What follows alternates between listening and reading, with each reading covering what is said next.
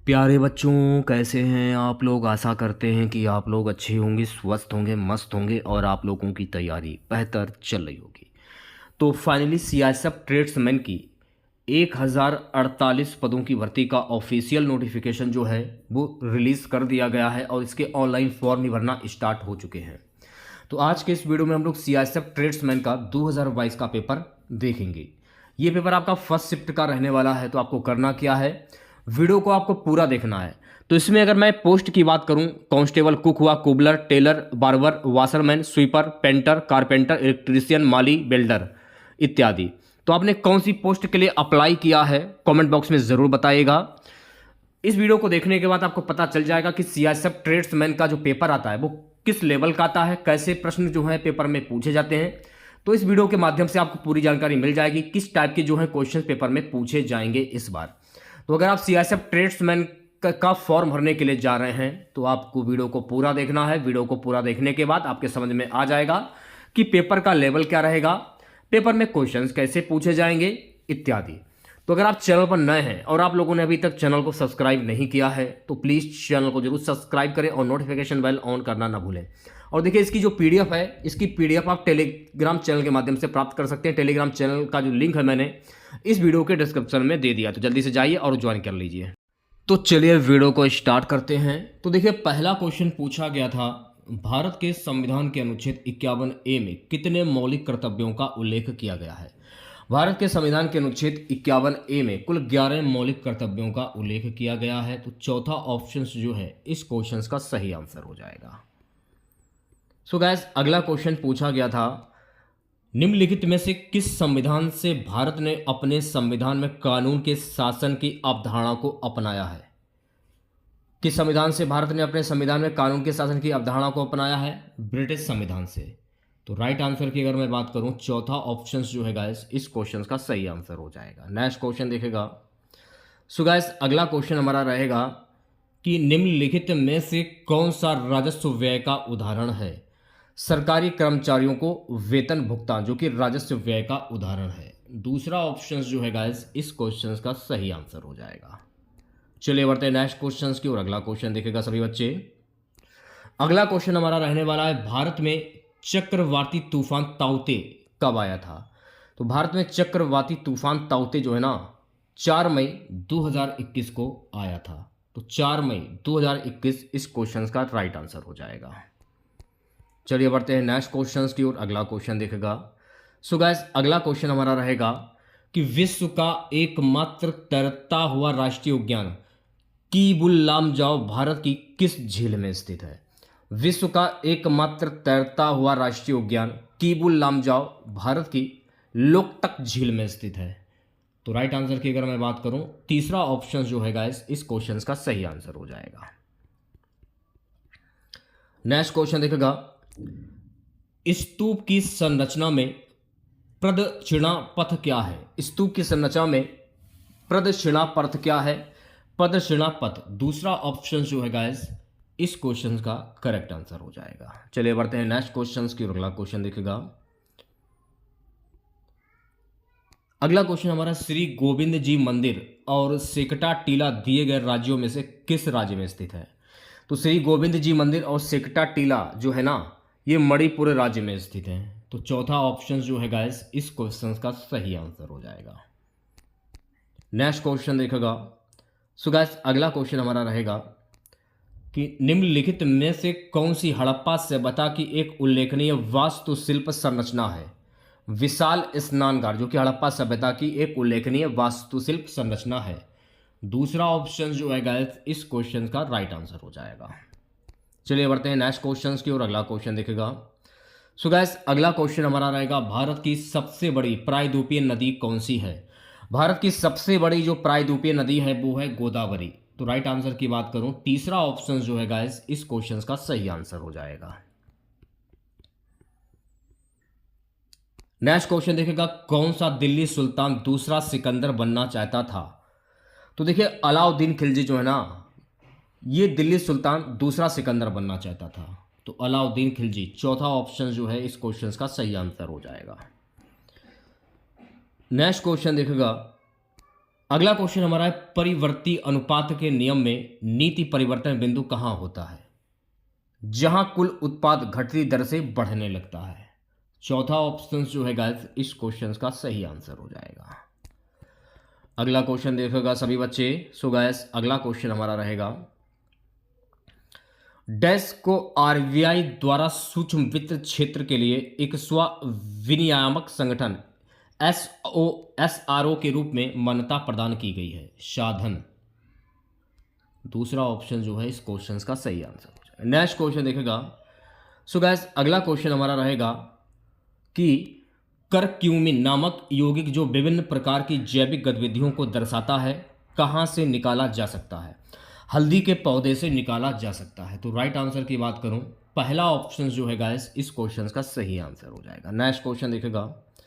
So guys अगला question हमारा रहेगा, गयासुद्दीन तुगलक ने तुगलक राजवंश की स्थापना कौन सी शताब्दी में की थी? तो गयासुद्दीन तुगलक ने तुगलक राजवंश की स्थापना 14वीं शताब्दी में की थी।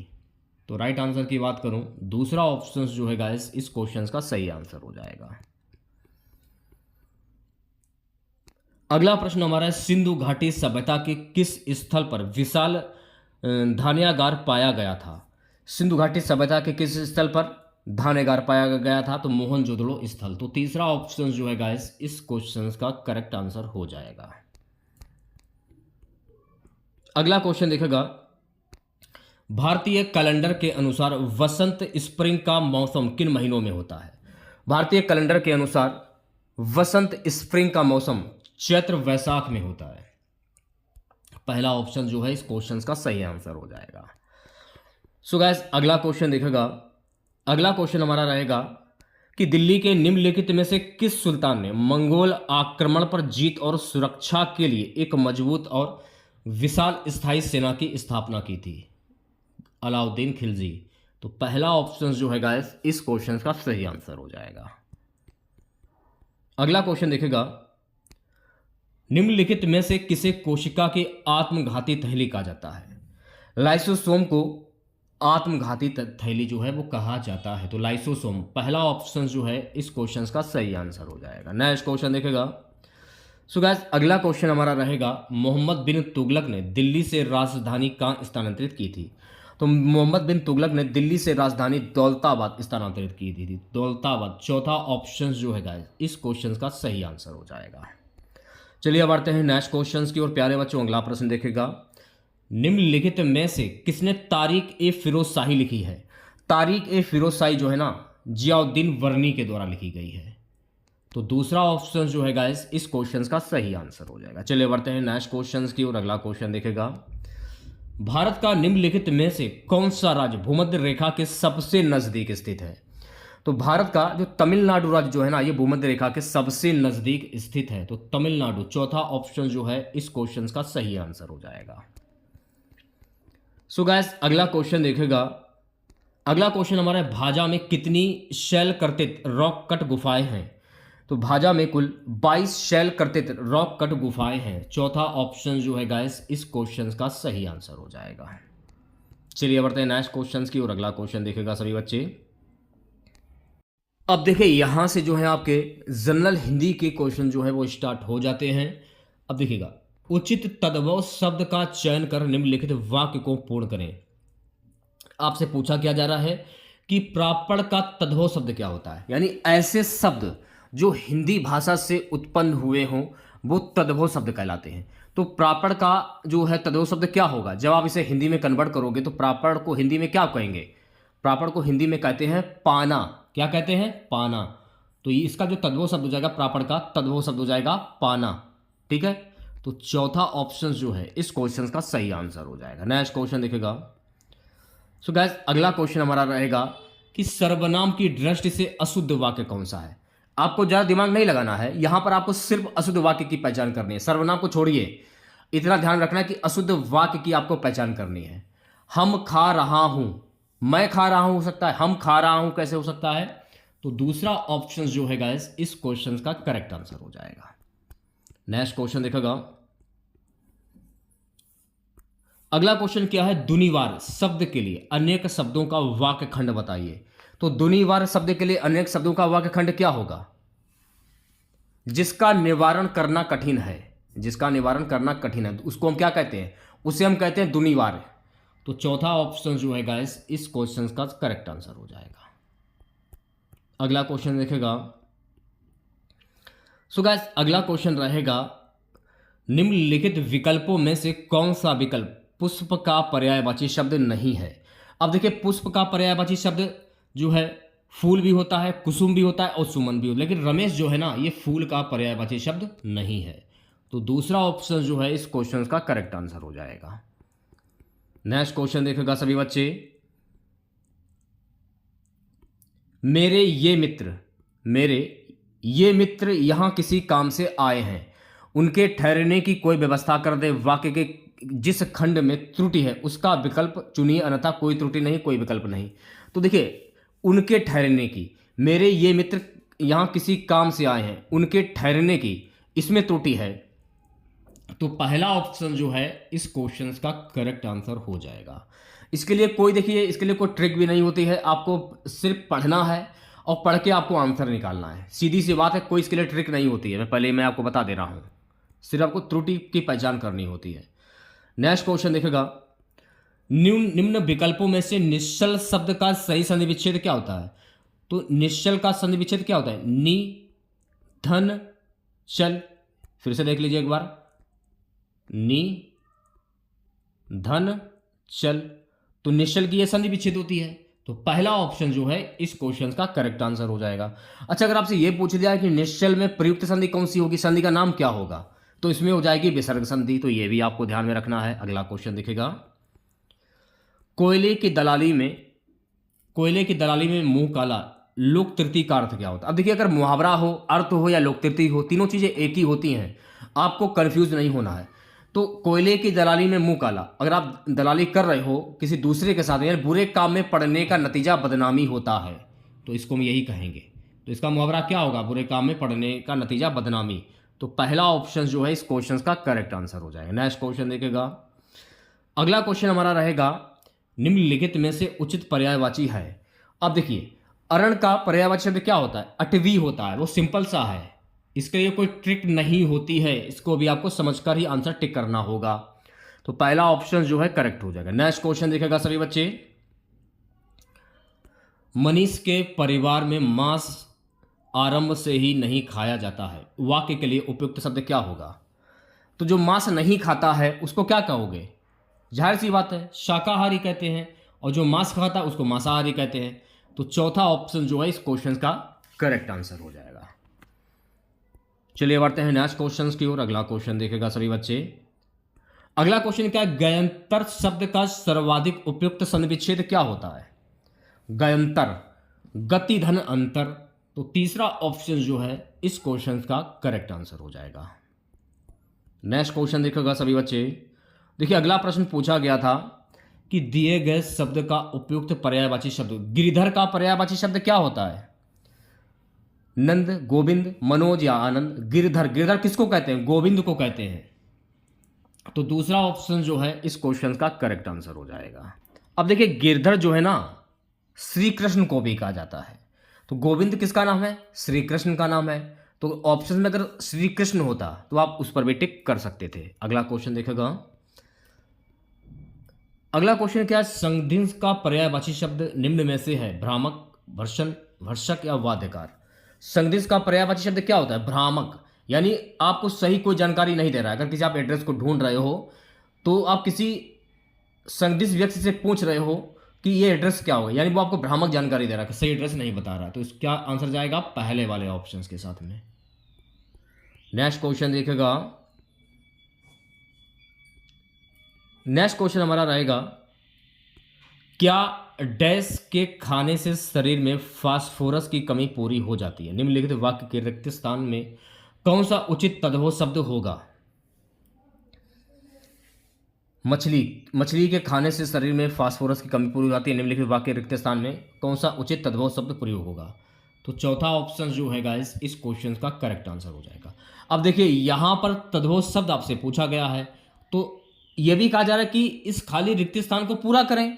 तो जाहिर सी बात है कि मछली खाने से शरीर में फास्फोरस की कमी पूरी हो जाती है, लेकिन तद्भव शब्द भी पूछा जा रहा है, तो इसमें तद्भव से किस चीज का तद्भव शब्द पूछा जा रहा है? तो आपको सिर्फ एक खाली रिक्त स्थान है, इसे आपको पूरा करना था, इसको फंसाने के लिए, ताकि आप ये क्वेश्चन को कर ना पाए, आप उलझ जाते इसी में। अगला क्वेश्चन क्या है? निम्नलिखित में से एक शब्द युग्म द्विगु समास का नहीं है। कौन सा शब्द जो है द्विगु समास का? इकन्नी अठन्नी, ये भी द्विगु समास होगा। चवन्नी त्रिफला, ये भी हो जाएगा। दुलत्ती दुधारी, दुलत्ती दुधारी, यानी जो संख्यावाची शब्द होता है वो द्विगु समास होता है, और बीच में जब योजक चिन्ह होता है वो आपका द्वंद्व समास होता है। लेकिन मझधार और नीलगाय ये आपका जो है द्विगु समास नहीं है, इसलिए इस क्वेश्चन का जो करेक्ट आंसर जाएगा तीसरे वाले ऑप्शन के साथ में। नेक्स्ट क्वेश्चन देखिएगा सभी बच्चे, निम्नलिखित में से कौन सा एक वाक्य जो है वो शुद्ध है? देखिए यहां पर आपको शुद्ध वाक्य की पहचान करनी है। इसके लिए ना कोई ट्रिक होती है, सिर्फ समझने का फेर होता है। समझिए और आंसर पर टिक कीजिए। गाय भैंस बगरे में समार द्वंद्व समास है, तो चौथा ऑप्शन जो है करेक्ट हो जाए। अब देखिए बीच में योजक चिन्ह आपको दिख रहा होगा, गाय भैंस में भी योजक चिन्ह है और आगे भी बीच में योजक चिन्ह है, इसलिए ये आपका द्वंद्व समास हो जाएगा। अगला क्वेश्चन देखेगा, सूरज ने श्याम से कहा कि मैं सूरज बीमार है। दिए गए वाक्य में कौन से शब्द में असंगतता पहचानिए? सूरज ने श्याम से कहा कि मैं सूरज बीमार हूं, तो मैं सूरज, इसमें जो है असंगतता है, तो तीसरा ऑप्शन जो है गाइस इस क्वेश्चन का करेक्ट आंसर हो जाएगा। चलिए बढ़ते हैं नेक्स्ट क्वेश्चन की ओर। अगला क्वेश्चन देखेगा, निम्न में से किस विकल्प में लोकतृप्ति और उसका अर्थ सुमेलित है? ऊंची दुकान, फीका पकवान, यानी केवल बाहरी दिखावा। अब मैं आगे क्यों पढ़ूं? आंसर हमको पता ही चल गया, तो इस पर मैं टिक कर दूंगा, जाहिर सी बात है, आगे मैं क्यों पढ़ूं? पहला ऑप्शन करेक्ट हो जाएगा। अब देखिए अगर आप सीआईएसएफ ट्रेड्समैन की तैयारी कर रहे हो तो गद्यांश भी पूछा जाएगा। निम्नलिखित गद्यांश को ध्यानपूर्वक पढ़ें और प्रश्नों के उत्तर दें। हाल के वर्षों में आतंकवाद अंतर्राष्ट्रीय स्तर पर एक भयंकर चुनौती के रूप में उभरा है। यह विश्व क्षितिज पर प्रलयकारी बादलों की भांति छाया हुआ है और प्रतिपल मानव के लिए संकट का कारण बना हुआ है। न जाने कहां और किसके ऊपर उसका वज्रपात हो जाए और विनाश लीला प्रकट हो जाए। इसके कारण मानव हर क्षण सशस्त्र है, यह केवल मूर्ख दर्शक बना हुआ है। आतंकवाद और मानव मूल्यों की बात की जाए तो दोनों ही संपूर्ण रूप से परस्पर विपरीत हैं।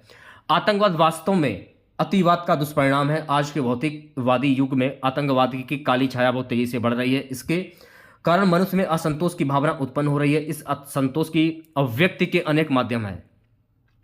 यह असंतोष क्रुद्ध युवा पीढ़ी में बुरी तरह फैल रहा है। राजनीतिक स्वार्थता की पूर्ति के लिए आतंकवाद आज एक अमोघ अस्त्र बन गया है। हत्या, लूट, बलात्कार, अपहरण आदि इसके सामान्य रूप हैं।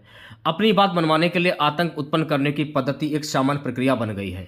जब कोई शक्तिशाली राष्ट्र निर्भर राष्ट्र के प्रति अपेक्षा का व्यवहार करता है तो प्राय इसका प्रतिकार आतंकवाद के रूप में सामने आता है। उपेक्षित वर्ग अपनी अक्षमता प्रमाणित करने के लिए आतंकवाद का मार्ग अपनाता है।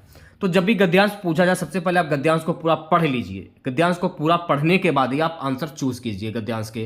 अब पूछा क्या जा रहा है कि दिए गए अपठित गद्यांश के सही तथ्य को अंकित कीजिए। तो ये जो गद्यांश है, ये गद्यांश किस पर आधारित है? इस जो इसका जो मेन शीर्षक है वो क्या है?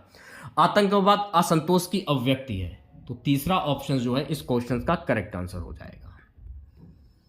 अगला क्वेश्चन देखेगा, गद्यांश का ही रहेगा।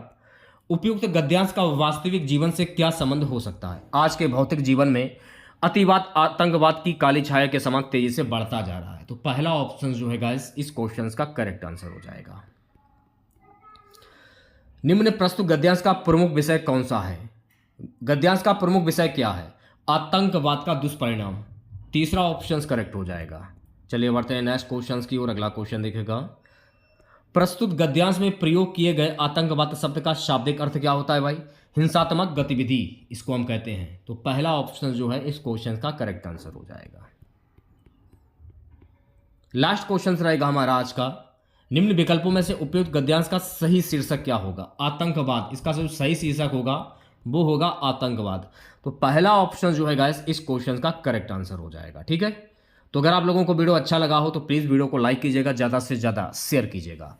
अगर आप चैनल पर नए हैं और पहली बार चैनल पर विजिट कर रहे हैं तो चैनल को जरूर सब्सक्राइब करें और नोटिफिकेशन बेल ऑन करना ना भूलें। मिलते हैं नेक्स्ट वीडियो के साथ। जय हिंद, जय भारत।